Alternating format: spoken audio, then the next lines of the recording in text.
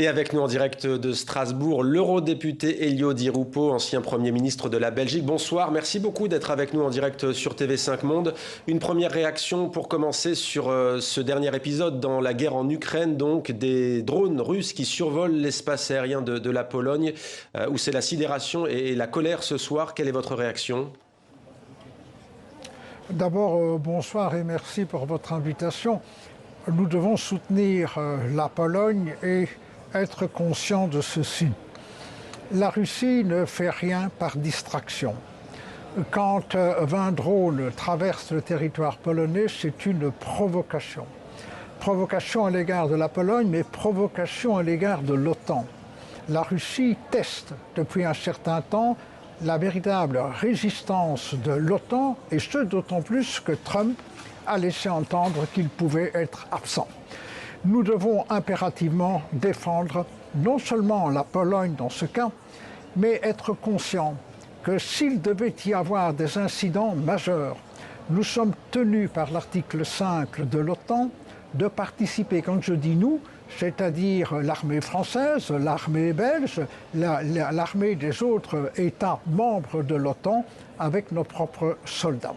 C'est une affaire extrêmement importante, c'est la raison pour laquelle nous ne pouvons pas laisser gagner Poutine. Il y a bien sûr l'Ukraine qui est un enjeu fondamental, mais je pense surtout aux Européens, à nous, à nos amis français, à nos amis belges, à nos concitoyens dont nous avons la responsabilité. On ne peut pas laisser gagner Poutine. Alors sur ce point précis, vous êtes sur la même longueur d'onde que Ursula von der Leyen, mais des désaccords, vous en avez. Comment avez-vous trouvé son discours sur l'état de l'Union ? Sur le point lié à la Pologne, je suis d'accord. Sur le reste, je ne suis pas d'accord. Elle a présenté un rapport lyrique, d'allure sympathique pour commencer, mais ce qu'on lui reproche le plus, c'est bien entendu l'accord conclu dans le golfe privé de Trump en Écosse. Et à cet égard, la situation est grave, extrêmement grave pour nous. Nous avons été, nous, Européens, humiliés par l'attitude d'Ursula von der Leyen. Pourquoi humiliés ? Parce qu'elle a non seulement conclu sur les tarifs, nous sommes taxés de 15% sur une série de produits, les Américains ne le sont pas. Elle a promis d'acheter 750 milliards de dollars de gaz américain. On devient dépendant des États-Unis à cet égard, plus 600 milliards d'investissements sur le sol américain. Or, en réalité, ce dont elle dit, c'est mieux ça que d'aller à une guerre commerciale. Personne ne demande une guerre commerciale. Ce que nous demandions, c'est de la résistance. En d'autres termes, comme l'a fait le Canada, l'Australie, la Corée du Sud et bien sûr la Chine.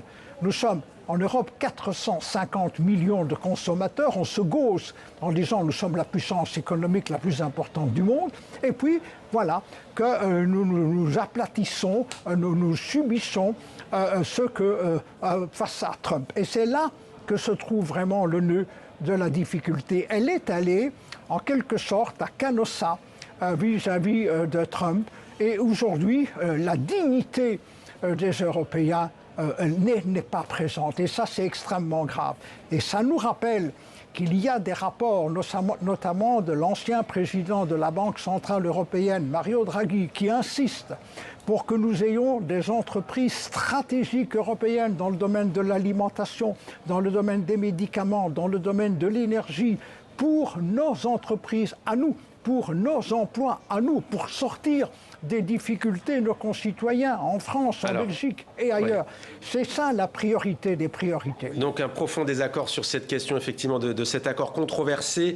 Vous disiez que c'était le seul point d'accord. Peut-être pas, Elio Di Rupo, puisque Ursula von der Leyen propose des sanctions contre des ministres extrémistes israéliens et une suspension partielle de l'accord d'association entre l'Union européenne et Israël. Bien sûr. Quelle est votre réaction, Elio Di Rupo, vous qui dénoncez depuis plusieurs mois un génocide à Gaza ? En effet, alors je peux vous dire que l'on condamne non seulement par le verbe, mais par la justice le Hamas. Le Hamas est un groupe terroriste et il n'y a aucun doute à cet égard. Que l'on prenne des sanctions contre les milices d'extrême droite du côté israélien, ça ne fait pas l'ombre d'un doute que c'est nécessaire. Mais ce qui se passe à Gaza, non seulement est disproportionné, mais c'est un génocide. Et elle n'a pas prononcé une seule fois le mot génocide. Et je vais vous dire ceci. Quand j'étais vice-premier ministre, j'ai pu rencontrer M. Netanyahou qui venait d'être Premier ministre pour la première fois. Et il m'a dit jamais il n'y aura un continuum, de manière continue entre la Jordanie et Jérusalem. Et on voit aujourd'hui ce qui se passe à Gaza, mais je rappelle que le Hamas ne gouverne pas tous les Palestiniens. En Cisjordanie, ce n'est pas le Hamas. Et en Cisjordanie, il y a 750 000 colons juifs israéliens. Et on va vers le million sur les terres palestiniennes. Et cette intention de M. Netanyahou de dégoûter les Palestiniens, de les faire fuir de leurs terres, ça n'a pas d'autre mot que le mot génocide. Et par ailleurs, quand on voit les innocents, les enfants, les femmes, les hôpitaux qui sont massacrés, franchement, nous ne pouvons pas nous taire sans quoi nous serions complices de ce génocide. Et Mme von der Leyen, dans son discours, n'a pas dit une seule fois que c'était un génocide. Et franchement, vous savez, je me battrai jusqu'à la fin de ma vie, je combattrai l'antisémitisme, mais ce qui se passe à Gaza ne peut pas être accepté. Merci beaucoup Elio Di Rupo, c'était donc votre point de vue sur ce discours sur l'état de l'Union d'Ursula von der Leyen. Merci d'avoir été avec nous en direct de Strasbourg en France.